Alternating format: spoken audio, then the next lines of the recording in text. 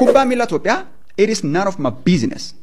Arsenal waancaa nyaatus biyyoo nyaatus it is none of my business. An dhugaa kooti bar Manchester United itti gooliin galus mukitti galut it is none of my business.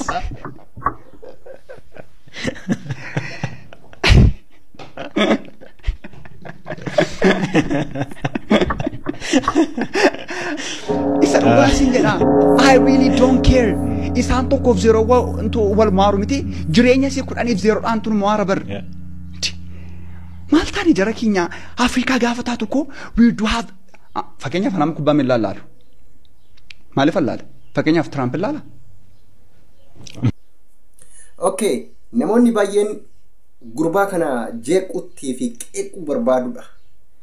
Every never qeequu sin qabdan jeequu sin qabdan gurbaan qaxaleedha hayyuudha. Sababni isaas haalli inni ittiin haasa'u confidence inni mataa ofii fi garaa ofii keessa qabu namaan adda ta'uu agarsiisa. Haasofni isaa si'aayinsa keessa galee waan agartee silaa nama amma yeroo ammaa dargaggoo keessattuu Oromoodha fayyadu wanti inni hojjetaa jiru waan baay'ee natti toleedha. Inni biraa gurbichi kun dhimma ofii malee dhimma nama biraa hin laalu. Wanti na galchuu hin jiru jedhe dhugaa isaati. Waay ati maal beeyta? Kan kwaasii ilaaltu maal beeyta? Kwaasiin irraa maal sii godha? Yeroo kee gubde yeroo kee nyaatte kwaasii irraa maal beeyta? Yoo afaan Ingiliffaan ni barsiisu afaan 2-3 baratte si fayyada. Bar kwaasii 24 City, Manchester City, Al Hilal, Al Mal zero da. Kana namni si jammar namni kwaasii ilaaluuf baay'atu wallaaladha. Dhimma ofii hin beeku. Kwaasii narra hin jira yoon kwaasii jaa. Mindinoo moonyidha wallaahi dhugaa isinitti himaa. Gurbaan sirri jedhe jalqaba irratti dhimma kee ilaali. Eessa jirtaaf ilaali. Maal hojjechaa jiraaf ilaali jedhe dhugaa jedhe gurbaan namni kwaasii ilaalu nama jiruun itti tole. Nama soofarra taa'e akkatti ilaalu. Duubatti jedhee taa'ee haa ilaalu. Garuu miskiin qeerroon waan business jedhamu waan hin beekne waan takka hin beekne cal jedhee kwaasima garan fiidii laalee waan kwaasii deeggaraan maal deeggaraan Manchester City deeggaraan City deeggaroo jedhee maal si fayyada? Sin fayyadu jechuudha. Jalqaba irratti waa'ee keetitti deebi'i. Waa'een kiyya maali jedhii of gaafadhu. Ani maal hojjechaa jira jedhii of gaafadhu. Ani barumsa akkamitti irra jira jedhii of gaafadhu. Ani maal yeroo ammaa maal hojjetaa jira jedhii of gaafadhu. Wanta an hojjedhu kun hoo fuulduratti maal naa fida, maal na danda'a, maal na godha, mana na ijaaruu danda'amu, jireenya kiyya lawwaxuu danda'amu, jireenya yeroo guutuu na jiraachisuu danda'amu irra caalaa dhimma keetitti hundaa'i jechuudha.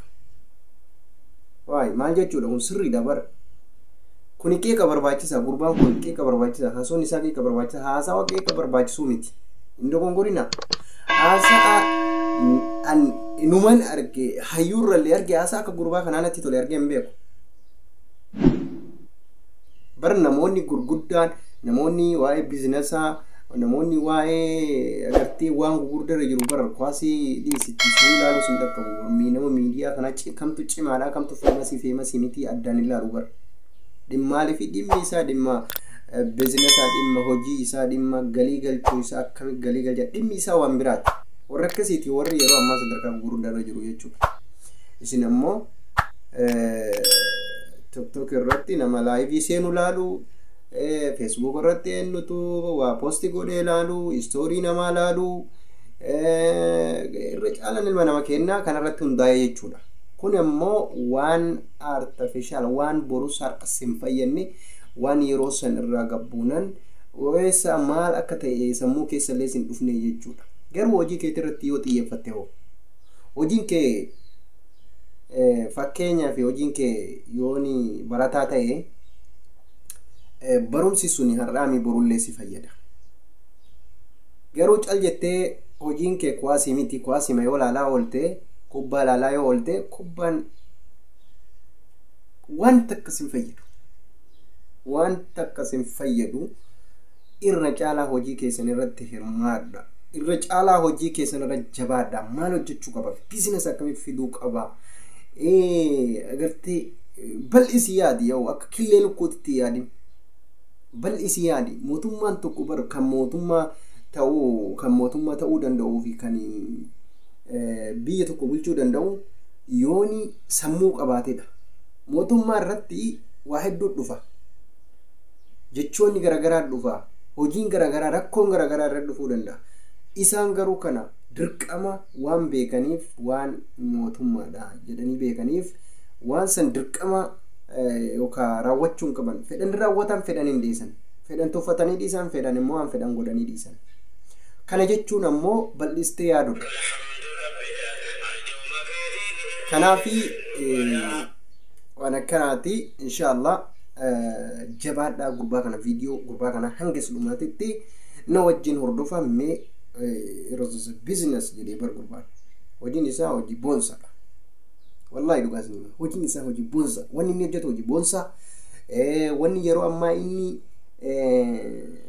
ammaa inni haa dubbataa jiru kun hojii qeerroo yookaan dargaggeessa yeroo ammaa ilaallatu dhalaa dhiiran jedhu keessattuu dhiirri of beekuu qaba. Dhiirummaa ofii maaltu akkana eeggatuuf beekuu qaba. Maal akkammoo anin kun maalidhaaf uumame maalidhaaf jiraadhaa jedhee of beekuu qaba. Okay? Kanaafi dhimma keessan irratti waa hundaa dhimma keessan irratti gara dhimma keessanitti yaada dalagadhaa hojjedhaa waa hundaa rakkoo eeggadhaa akka rakkoon garagaraa isin hin qunnamne isin fayyada. Okay? Akka gaariitti isin fayyada. Kanaafi viidiyoo kana hanga dhumaatti ilaaluudhaan barumsa bareeda irraa bartanii hanga viidiyoo biraatiin walitti dachaanutti nagayaan naa tura.